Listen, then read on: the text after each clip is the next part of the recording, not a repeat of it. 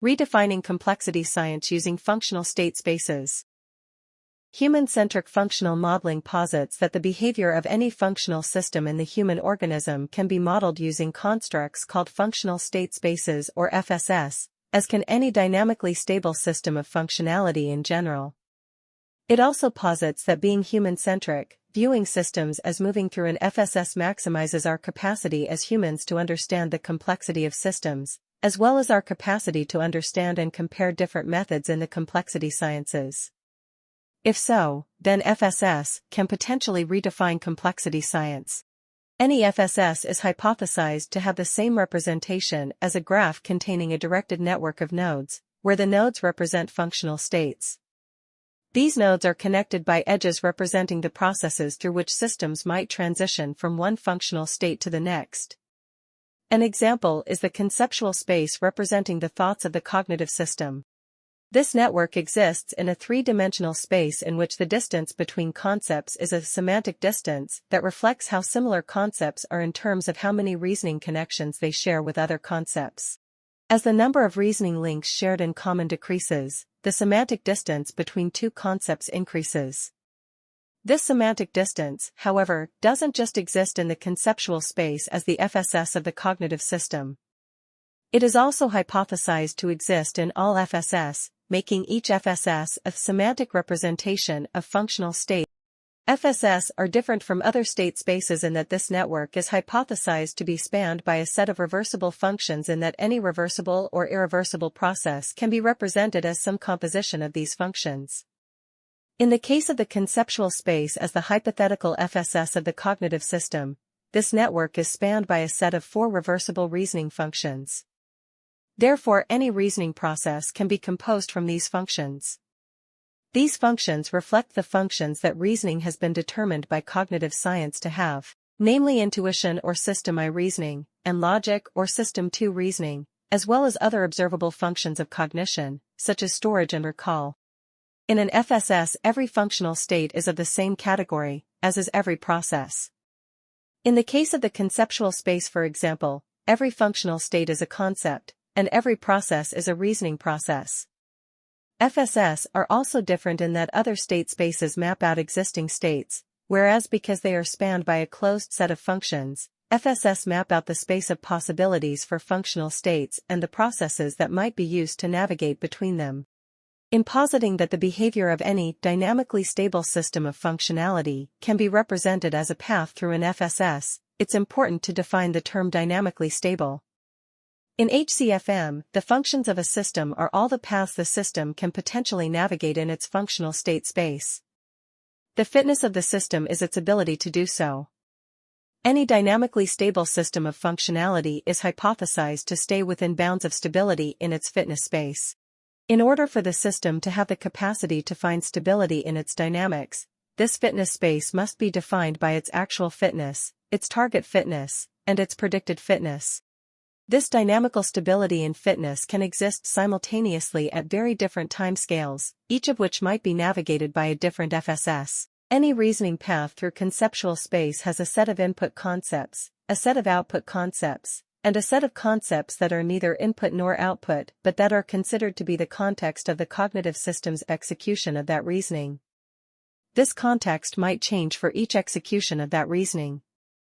In this depiction of conceptual space, the concepts within the context of execution of a set of reasoning paths are represented by the red squares.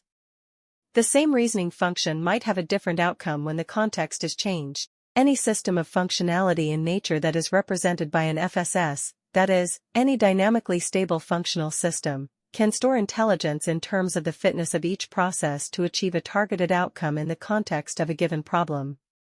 This intelligence might be directed at any problem in general within the domain.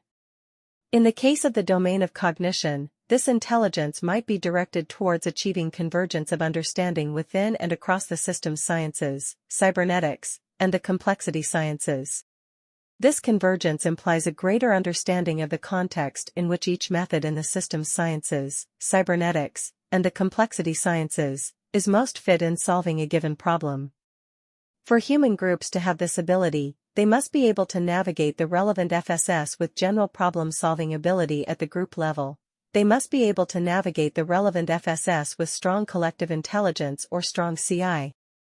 The difference in navigating the hypothetical individual conceptual space with strong intelligence or navigating the collective conceptual space with strong CI, and navigating another FSS, like the hypothetical physical state space, is that the conceptual space is confined to the behaviors allowed by the cognitive system, while the physical state space is confined to the behaviors of the observable physical world that are allowed by physics.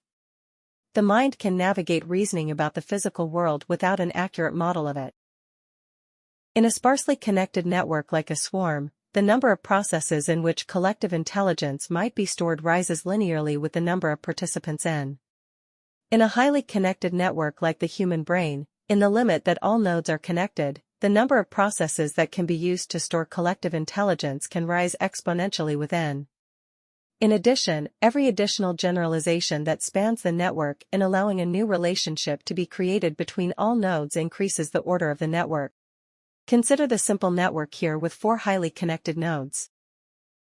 Laying these networks out so they don't overlap, it can be seen that this second category of generalization effectively make the network a network of networks, or a second-order network, significantly increasing the intelligence that can be stored and used to navigate complexity in the system. In this sense, since intelligence and collective intelligence from the perspective of HCFM are essentially the same navigation through an FSS to solve the problem of achieving dynamical stability in fitness space, and are only separated by whether the observer can see the internal structure of the system, both intelligence and collective intelligence are phenomena that potentially repeat to some order n, e.g. first-order CI, second-order CI, nth-order CI. Intelligence can also potentially be stored across different FSS. For example, solutions to problems in the hypothetical physical state space have been used to discover hypotheses regarding the solutions to problems in conceptual space, and vice versa. Intelligence can also potentially be stored in patterns of networks that might be reused to significantly increase the problem-solving ability of human groups in each academic discipline. These patterns potentially apply to solving closed problems with a closed set of existing solutions, to solving closed problems through engineering an open set of new solutions, and to basic scientific research that involves solving an open set of problems with an open set of solutions. In the general individual optimization or GIO strategy to existing interventions, in optimizing their own individual outcomes, everyone competes for a slice of what might be a limited pie. In the general collective optimization or GCO strategy, as automated by a hypothetical general collective intelligence or GCI platform, because participants can cooperate to create network effects that significantly increase collective outcomes, everyone cooperates to share what might be a much larger pie. The circular economy pattern with existing products and services is represented by a closed loop, that is a closed network, in functional state space. This is equivalent to solving a closed set of problems with a closed set of solutions. A conceptual example of a partial implementation of such a network is the school uniform value chain. Such value chains are intended for increasing agricultural livelihoods in Phase 1 of the proposed collective intelligence-based program to accelerate achievement of the Sustainable Development Goals or SIPA SDGs program.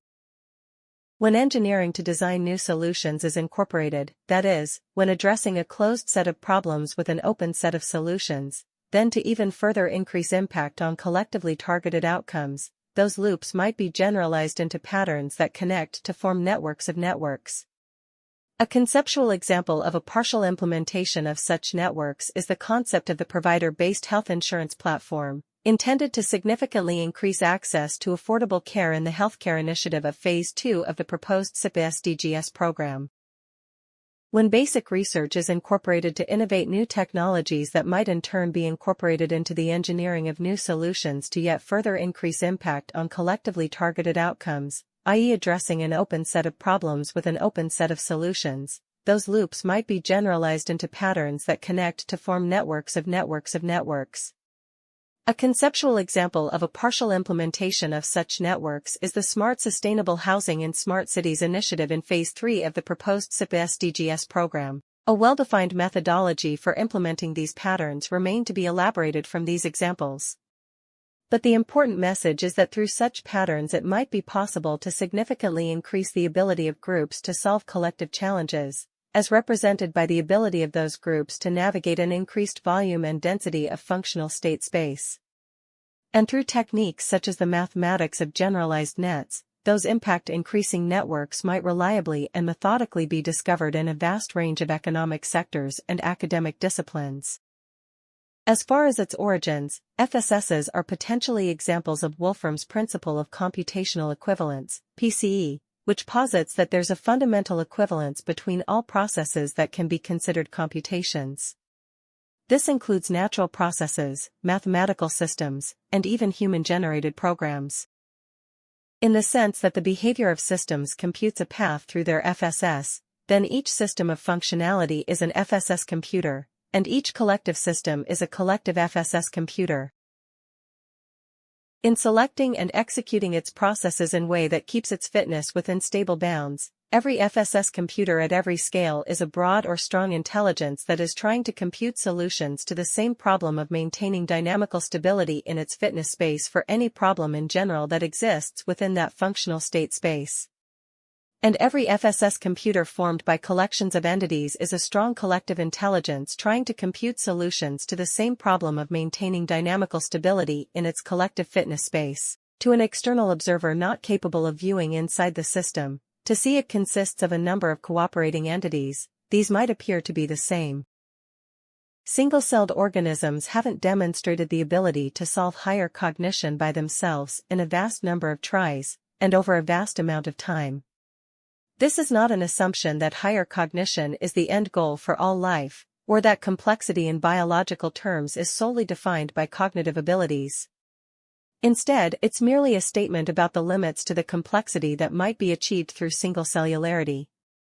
Metaphorically, if single-celled organisms could think, and you wanted to organize them to collectively solve the problem of higher cognition, how would you convince them that the path to cognition was through multicellularity? Similarly, how would you convince the world that even compared to what any individual mind could accomplish in a vast amount of tries over a vast amount of time, the most important source of potential impact on virtually every academic discipline as well as virtually every existentially important challenge in the world, might be general collective intelligence?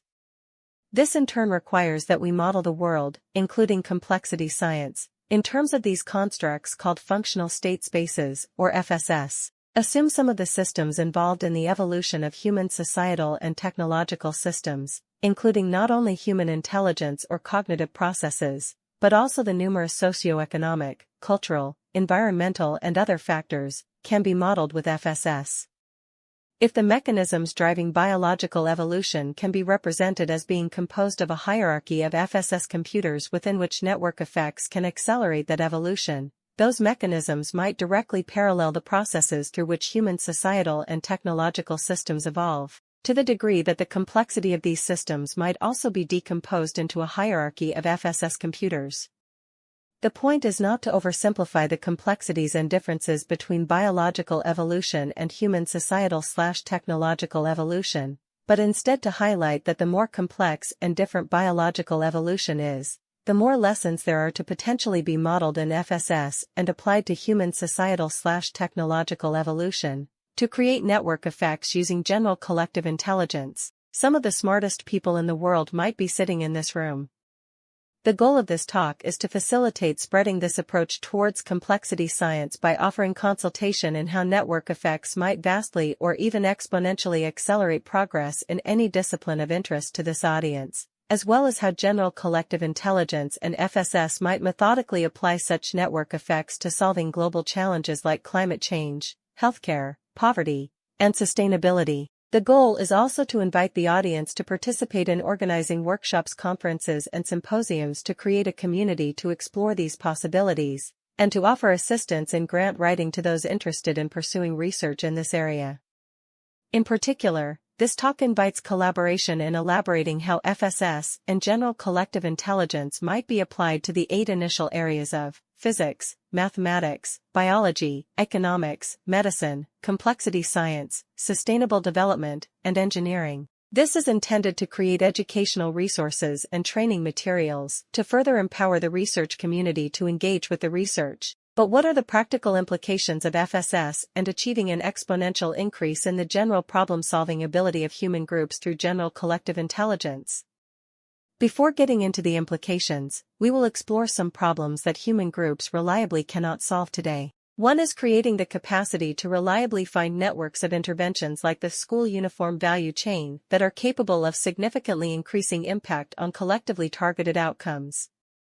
Networks of solutions that cooperate can achieve exponentially greater outcomes than standalone solutions that compete on their own. Yet human decision-making processes often lack the capability to correctly assess that such solutions are better, as well as lacking the capacity to assess a significant number of them. A collectively intelligent value chain describes a set of existing interventions combined so as to increase their impact to the point the impact might become reliably self-sustaining. As an example, consider the South Sudan school uniform value chain, a fictitious project to improve livelihoods in South Sudan. Assume that NGOs are currently trying to create jobs by running tailor training programs. But unfortunately, there's no clothing industry to hire the people they train, so this training does not reliably create jobs. Virtually all clothing is imported, and though cotton is a big crop, virtually all of it is exported. The value chain is broken, as in many cases elsewhere. But assume that with the uniforms needed for school children each year in South Sudan, there is the potential to create as many as 10,000 to 12,000 tailoring jobs if all the uniforms were not imported. This might be about a 1,000-fold increase over the few dozen tailors that are currently trained and that for the most part do not get jobs. To fix this broken value chain, we can define a series of projects. The first project will distribute school uniforms. To guarantee demand, the project might offer stores that sell school uniforms a 50% discount for the first year in return for signing up to buy those uniforms for the next 5 years.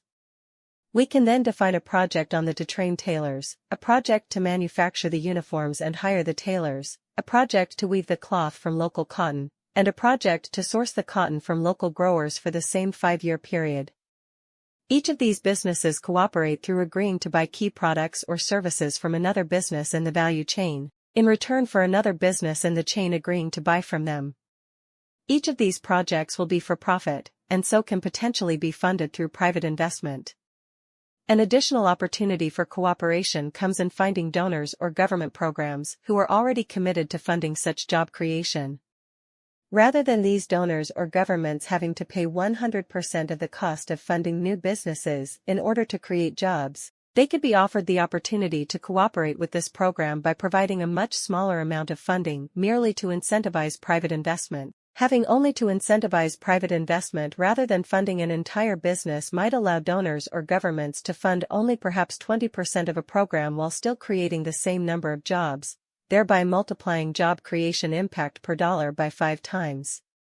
Furthermore, new businesses are at best only likely to succeed 10% of the time. So, funding new businesses as a way of creating jobs is only likely to be successful 10% of the time. However, using a pay-for-success approach in which the donor or sponsoring government is allowed to pay that 20% through impact bonds that commit it to reimbursing each project only after it creates the jobs, the probability of project success for the donor might increase from that 10% to near 100% per donor dollar.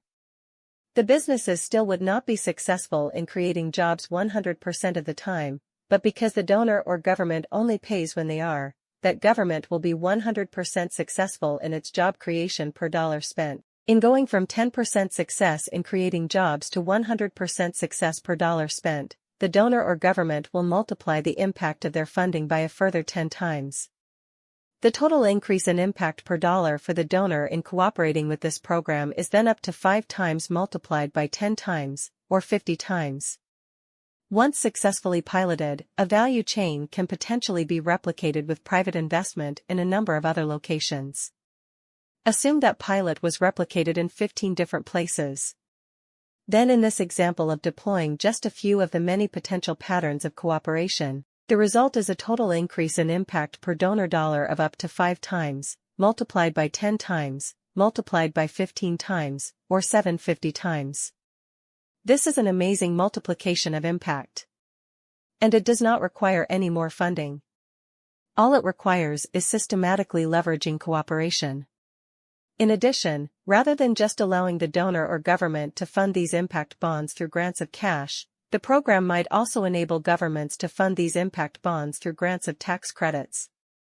And where the number of jobs that can be created with a given amount of cash grants is finite, the number of jobs that can be created with tax credits is as great as the capacity of the market to absorb jobs. Consider the problem of planned obsolescence in the case of headsets. Assume that over the last 2 years a consumer bought at least half a dozen headsets for conference calls, as they kept breaking. Each time the consumer would have had to discard the entire headset even though only one part was broken, because the headset was essentially designed as one piece. If the headset were designed in a modular way so that the jack was separate, the cord was separate, the speakers were separate, and all the other pieces were separate, and all of those parts were human-centric and being replaceable by the user without any specialized tools or expertise, then the consumer might have been able to replace just that one part. Rather than lasting for a few months, the headphones instead might last 20 years. This value proposition might provide those headphones with an unbeatable competitive advantage to consumers. But it might be that no current business could survive by planning to sell no more than one set of headphones to each customer during the customer's lifetime. However, where the value of cooperation is greater than zero, collective intelligence can be used to remove the barriers to scaling cooperation, so the value of that cooperation can be increased as much as needed to reliably create unbeatable competitive advantage for those businesses that cooperate towards the common good, in this case cooperating to reduce consumption. In the case of the headset, this means decomposing a wide range of products and services into domains of functionality with reusable functional components described by functional state spaces, and then creating the capability to search for every opportunity for every business to gain from sharing a design component, making it possible to form entire value chains that cooperate to share designs so they might reuse the same parts between them. In answer to the question of what are the practical implications of FSS and general collective intelligence, the largest implication is that without a general collective intelligence platform, we currently might only have the capacity to solve GIO. As a result, with the increased problem-solving ability that comes with the advance of technology, human civilization might be falling into an invisible centralized technology gravity well, that has the potential to accelerate inequality until resources, power, and control are concentrated into as few as one entity. In simple terms, the more technologies we develop, the more we might accelerate our ability to solve GIO, and the deeper we might fall into the technology gravity well. Introducing the capacity to orchestrate cooperation capable of optimizing and vastly or even exponentially increasing collective outcomes also has the potential to radically change education and the practice of every discipline in engineering and the sciences. In physics, there is a combinatorial explosion of information in gaining the capacity to assess and compare the relative fitness of every permutation and combination of every component of every theory of physics in describing any phenomenon in the observable universe, as compared to our current practice of simply ignoring views outside of the consensus. Where equations representing some theories in physics might simply not be comparable today in the case that they contain different variables that don't translate as a complete representation of meaning, such a semantic model could potentially allow any variable in any equation to be understood in the context of any other.